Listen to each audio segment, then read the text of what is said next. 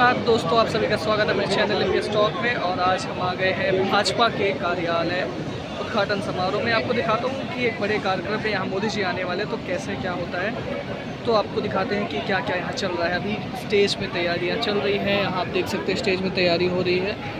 और आगे मैं आपको दिखाता हूँ पीछे क्या चल रहा है। ये यहाँ स्टेज में अभी तैयारी चल रही है। वीरेंद्र सचदेवा साहब हैं, वो स्टेज का व्यवस्था देख रहे हैं। और यहाँ हमारी मीडिया, ऐसे मीडिया का सेटअप होता है। और पीछे भरपूर लंबी भीड़, जितनी हो सके उतने हैं। तो अभी बहुत समय है, तो जब आगे और जो कार्यक्रम हो रहा है मैं उसको दिखाता हूँ। दिल्ली से सांसद और प्रधानमंत्री नरेंद्र मोदी जी की सरकार में राज्य मंत्री, दो प्रधान दो विधान नहीं रहेंगे, इस नारे देखते ही बनती है। आज उम्र होने से आपको थोड़ा दिक्कत का सामना करना पड़ रहा होगा कि कितनी बड़ी आज उपहार हमें मिल रहा है। आदरणीय प्रधानमंत्री श्री नरेंद्र मोदी जी, मोदी जी को जय श्री राम, मोदी जी को जय श्री राम। आदरणीय प्रधानमंत्री श्री नरेंद्र मोदी जी हमारे लिए गर्व का क्षण, हमारे ऐसे नेता जो भारत को लेकर आज विश्व में जाने जाते हैं कि किस तरह से अंत्योदय और भारत के अंतिम व्यक्ति का कल्याण किया। आदरणीय प्रधानमंत्री श्री नरेंद्र मोदी जी, जोरदार करतल ध्वनियों से स्वागत। आदरणीय प्रधानमंत्री जी अब आगे बढ़ रहे हैं। दिल्ली प्रदेश भारतीय जनता पार्टी के उस कार्यालय का शुभारंभ, शिलान्यास जिनका आदरणीय राष्ट्रीय अध्यक्ष जी ने किया था, और आज जिनको लोकार्पण हमारे और अब आदरणीय प्रधानमंत्री जी हमारे उस भवन की तरफ बढ़ते हुए जो हमारे लिए एक मंदिर के समान है।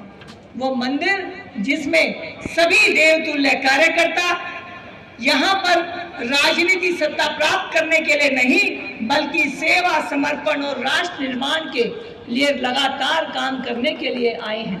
जोरदार तालियों से स्वागत। आदरणीय प्रधानमंत्री श्री नरेंद्र मोदी जी, वो गौरव का क्षण जो हमें गवाह बना रहा है भारतीय देश के भव्य कार्यकर्ताओं की आस्था, हम सब के सपनों के कार्यालय को जोरदार तालियों से स्वागत। हम सब के लिए गौरव के क्षण। आदरणीय प्रधानमंत्री श्री नरेंद्र मोदी जी हमारे राष्ट्रीय अध्यक्ष श्री जगत प्रकाश नड्डा जी की उपस्थिति में हमारी बहन रेखा गुप्ता जी, जो दिल्ली की मुख्यमंत्री और प्रदेश अध्यक्ष वीरेंद्र सचदेवा जी के साथ आज कार्यालय का उद्घाटन करके, हमें लोकार्पण करके हमें समर्पित किया। अब मैं निवेदन करूंगी दिल्ली के प्रदेश अध्यक्ष जुझारू भाई श्री वीरेंद्र सचदेवा जी से कि वो आए और हम सबका मार्गदर्शन करें। नरेंद्र मोदी जी विश्व की सबसे बड़ी पार्टी के हमारे राष्ट्रीय अध्यक्ष माननीय जगत प्रकाश नड्डा जी, दिल्ली की मुख्यमंत्री बहन रेखा गुप्ता जी, मंच पर उपस्थित सभी सम्मानित साथीगण, यहाँ उपस्थित हमारे केंद्रीय मंत्री, राष्ट्रीय पदाधिकारी और ऐसे वरिष्ठ कार्यकर्ता जिनको मैं हाथ जोड़ के अभिनंदन करता हूं, जिन्होंने सालों साल दिल्ली की बीजेपी को सींचने में अपना जीवन दिया, वो भी यहाँ उपस्थित है। एक बार मैं चाहूंगा आप सब उनके लिए भी जोरदार ताली बजाएं। दोस्तों, भारतीय जनता पार्टी दिल्ली प्रदेश का संगठन भारतीय जनसंघ के समय से दिल्ली वालों की आवाज बनता रहा है और 1951 भारतीय जनसंघ से लेकर 1980 भारतीय जनता पार्टी के संघर्षों का ये प्रतिफल है कि आज माननीय नरेंद्र मोदी के नेतृत्व में हमें अपना स्थायी पता यहाँ मिला है। भारतीय जनता पार्टी दिल्ली प्रदेश को अपना कार्यालय मिला। 118वां कार्यालय, प्रदेश कार्यालय दिल्ली का भी बन करके तैयार हुआ है। मित्रों, ये प्रधानमंत्री जी की सोच, ये प्रधानमंत्री जी की दृष्टि, ये प्रधानमंत्री जी की योजना, इसके माध्यम से आज बदलती हुई भारतीय जनता पार्टी हमको देखने को मिल रही है। यह कार्यालय जो रिसर्च फैसिलिटी से युक्त है, जिसमें मीडिया के लिए अलग व्यवस्था है, जिसमें लाइब्रेरी की अलग व्यवस्था है, हमारे कॉन्फ्रेंस हॉल और मीटिंग की अलग व्यवस्था है, यानी यह सारे तरीके से सुसज्जित कार्यालय आज आदरणीय प्रधानमंत्री जी के कर कमलों द्वारा हम सबको मिला है। मैं उनका तहे दिल से धन्यवाद देता हूं। उनके मार्गदर्शन में यह कार्य हो रहा है। हम यह भी बताना चाहेंगे कि आपने, जब आप महामंत्री थे तो आपने कहा था कि ऑफिस और कार्यालय में अंतर होता है।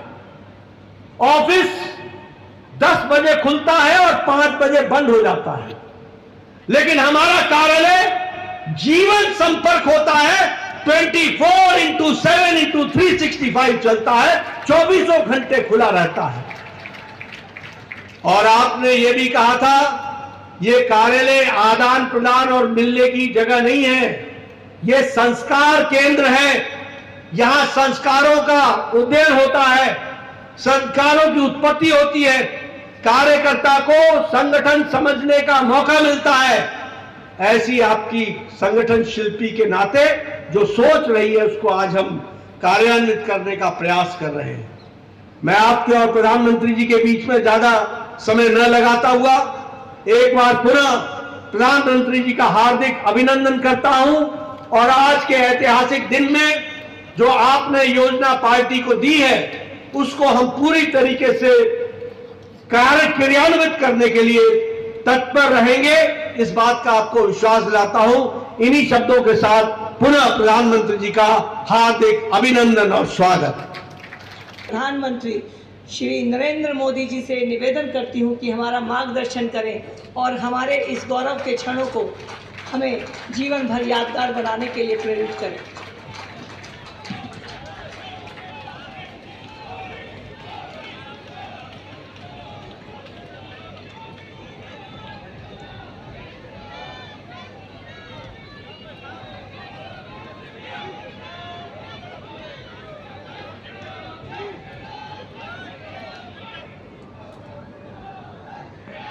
आप सबको नए कार्यालय की बहुत बहुत बधाई।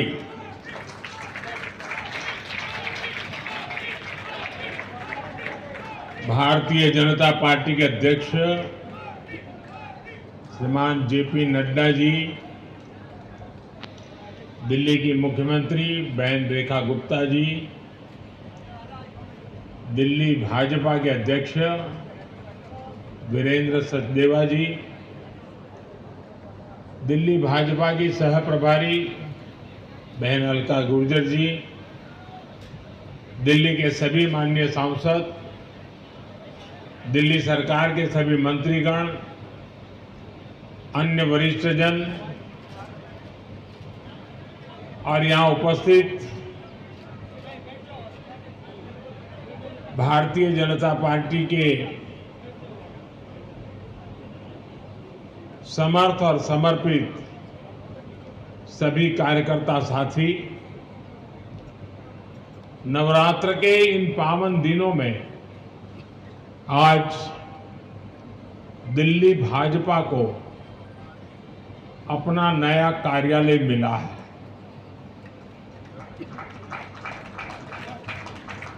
ये नए सपनों और नए संकल्पों से भरा पल है। मैं दिल्ली भाजपा के सभी कार्यकर्ताओं को बहुत बहुत बधाई देता हूं। साथियों, भारतीय जनता पार्टी की स्थापना को 45 वर्ष हो चुके हैं। अटल जी, अडवाणी जी, नानाजी देशमुख, राजमाता विजयाराजे सिंधिया जी, मुरली मनोहर जोशी जी, ऐसे अनेक व्यक्तित्वों के आशीर्वाद और परिश्रम से ये पार्टी आगे बढ़ी। लेकिन साथियों, जिस बीज से भाजपा आज इतना बड़ा वटवृक्ष बना है, उसका रोपण अक्टूबर 1951 में हुआ था। तब डॉक्टर श्यामा प्रसाद मुखर्जी के नेतृत्व में जनसंघ की स्थापना हुई थी और उसी दौर में दिल्ली जनसंघ को भी वैद्य गुरुदत्त जी के रूप में अपना पहला अध्यक्ष मिला।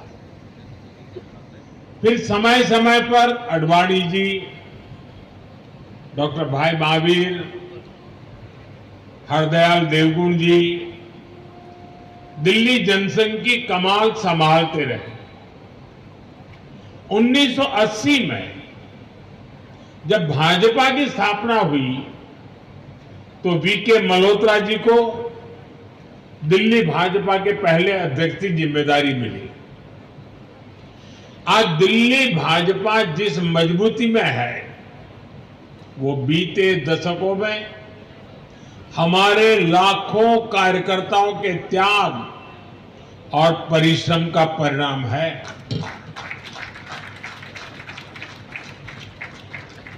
केदारनाथ साहनी जी, साहब सिंह वर्मा जी, मदनलाल खुराना जी, ऐसे अनेक दिग्गज नेताओं ने हमें सेवा की अमिट राह दिखाई। अरुण जेटली जी और सुषमा जी जैसे कितने व्यक्तित्व ने पार्टी के लिए अपना जीवन समर्पित कर दिया। साथियों, दिल्ली और बीजेपी का संबंध सिर्फ एक शहर और पार्टी का नहीं है। ये संबंध सेवा, संस्कार और सुख दुख के साथी होने का है। पहले जनसंघ के रूप में और फिर भाजपा के रूप में हमारी पार्टी दिल्ली के दिल से, दिल्ली के हितों से जुड़ी रही है। जनसंघ की स्थापना के बाद से हमने दिल्ली के लोगों की हर तरह से सेवा की। बंटवारे के बाद दिल्ली आए पीड़ितों के लिए जनसंघ के कार्यकर्ताओं ने पुनर्वास की व्यवस्थाएं बनाई। जब यहां मेट्रोपॉलिटन काउंसिल बनी तो अडवाणी जी और वीके मल्होत्रा जी जैसे नेता दिल्ली के लोगों की आवाज बने। आपातकाल के दौर में दिल्ली के लोगों के साथ जनसंघ के नेताओं ने सत्ता के दमन के खिलाफ संघर्ष किया। 1984 में जिन सिख दंगों में दिल्ली की आत्मा पर, मानवता पर एक भयंकर आघात हुआ, उस संकट काल में भी दिल्ली बीजेपी के कार्यकर्ताओं ने हमारे सिख भाई बहनों की हर संभव रक्षा की। दिल्ली और बीजेपी के साथ भावना का है, भरोसे का है। साथियों, जनसंघ के जमाने में और उसके बाद भी जब भी बड़े राष्ट्रीय आयोजन हुए, आंदोलन हुए, उसके केंद्र में हमेशा दिल्ली ही रही। और उस समय साल में 3-3, 4-4 बड़े आंदोलन जनसंघ और बीजेपी के लोग करते थे। हमारे लोग चुनकर के कोई देश में ज्यादा लोग नहीं आए थे, लेकिन राष्ट्रीय मुद्दों पर आंदोलन की ऐसी परंपरा हम लोगों ने खड़ी की थी। हमारे भूतपूर्व सभी नेताओं ने, कार्यकर्ताओं ने। और मैं देख रहा था कि हिंदुस्तान के कोने कोने से जब लोग दिल्ली आते थे तो कभी भी उनको ये महसूस नहीं होने दिया दिल्ली के कार्यकर्ताओं ने कि हम कहीं बाहर के हैं। दिल्ली के कार्यकर्ता देश भर से आए हुए कार्यकर्ताओं को अपने घरों में रखते थे, क्योंकि उस समय हमारे पास उतनी व्यवस्थाएं नहीं थी। और जब जनसंघ के जमाने में, भाजपा के जमाने में कार्यकर्ता आते थे तो 5-5, 7-7 दिन रुकते थे। अगली ट्रेन का आरक्षण मिले न मिले इंतजार करना पड़ता था, इतनी दूर से आना पड़ता था। तो इन सबको 5-5, 7-7 दिन तक दिल्ली के कार्यकर्ता अपने घरों में रखते थे और उनकी सारी व्यवस्थाएं देखते थे। यानी एक प्रकार से पूरे देश में इस विचार को पहुंचाने में दिल्ली के कार्यकर्ताओं की वो अथक पुरुषार्थ, परिश्रम आज बीजेपी को यहां तक पहुंचाने में मदद की है। और इसलिए आज जब हम इस नए कार्यालय में प्रवेश कर रहे हैं तो हमें दिल्ली भाजपा के इतिहास, उसके सेवा कार्यों से निरंतर प्रेरणा लेते हुए आगे बढ़ना है। साथियों, हमारे लिए कोई भी भाजपा कार्यालय किसी देवालय से, किसी मंदिर से कम नहीं है। कोई भी भाजपा कार्यालय सिर्फ इमारतें नहीं है, ये मजबूत कड़ियां हैं जो पार्टी को जमीन से, जन अपेक्षाओं से जोड़े रखती है। भाजपा सत्ता के लिए नहीं, सेवा के लिए सरकार में है। ये कार्यालय इसी चेतना को जागृत रखते हैं। इसलिए हमें निरंतर प्रयास करते रहना होगा कि दिल्ली भाजपा के इस नए कार्यालय की पहचान यहां की सुविधाओं से नहीं, बल्कि जन सुनवाई और जन सेवा से होनी चाहिए। ये बयानबाजी करने वाले लोग, बयान बहादुर, आए दिन झूठे बयान देने में एक्सपर्ट है, लेकिन मैं जरा उनका कच्चा चिट्ठा खोलता हूं। 2014 तक हमारे देश में इनकम टैक्स का क्या हाल था? 2 लाख रुपए से ज्यादा की आय होने पर टैक्स लग जाता था। हमारे आने से पहले 2 लाख की आय के ऊपर टैक्स लग जाता था। आज 12 लाख रुपए तक की इनकम पर भी टैक्स जीरो है।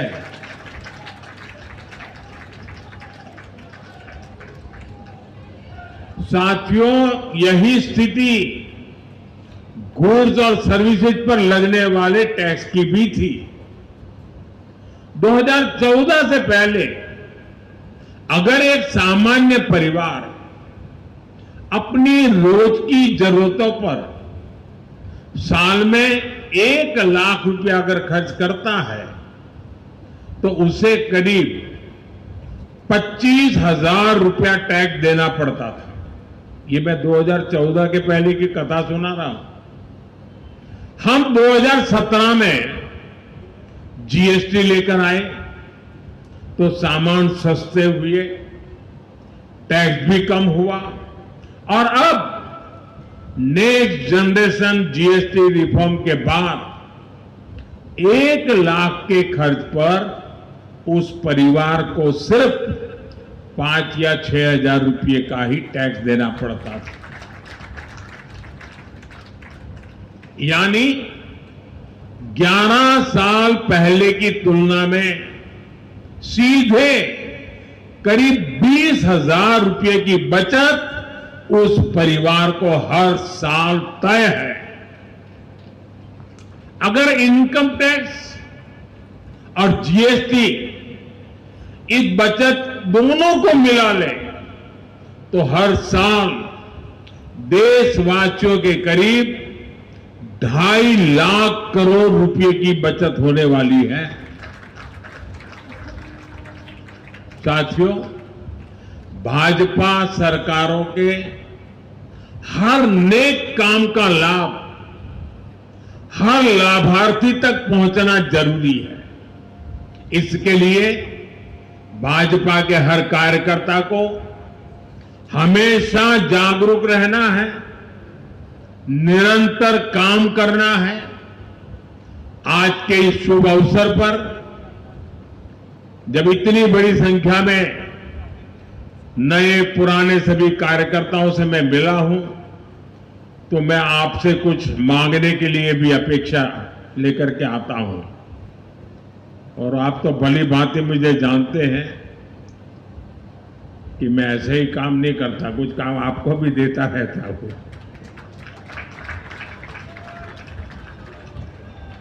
मेरा आपसे कुछ आग्रह है जो मैं दिल्ली और देश भर के अपने कार्यकर्ता परिवार से साझा करना चाहता हूं। हमें सुनिश्चित करना है कि नेक्स्ट जनरेशन जीएसटी रिफॉर्म्स का फायदा सामान्य से सामान्य व्यक्ति तक पहुंचना चाहिए। हमें ग्राहकों को भी जानकारी देनी है और अपने दुकानदार भाइयों को भी जागरूक करना है। जहां हम विपक्ष में हैं, वहां तो हमारी जिम्मेदारी और अधिक बढ़ जाती है। वहां जो सरकार है वो जीएसटी में कमी का पूरा लाभ जनता को दे, ये हमें पक्का करना ही होगा।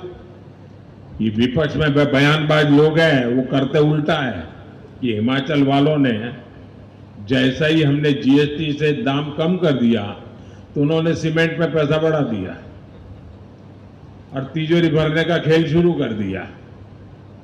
यानी जो जनता को मिलना चाहिए, जो जनता के हक का है, वो हिमाचल में सरकार लूटने में तुरंत उसी दिन लग गई। साथियों, हमें भारत को आत्मनिर्भर बनाना है और स्वदेशी को अपनाना है।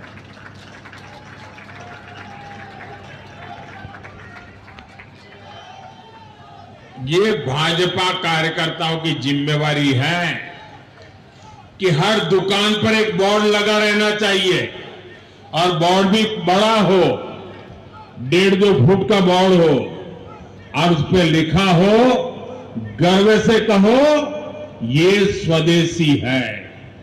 ये हर दुकान पर लगना चाहिए। ये दायित्व बीजेपी के हर कार्यकर्ता का है। ये स्वदेशी है, ये भाव गर्वपूर्वक व्यक्त होना चाहिए। हमें गांव-गांव, गली-गली का अभियान बनाना है। विदेशी उत्पादों पर जितनी हमारी निर्भरता कम होगी, उतना ही देश के लिए बेहतर होगा।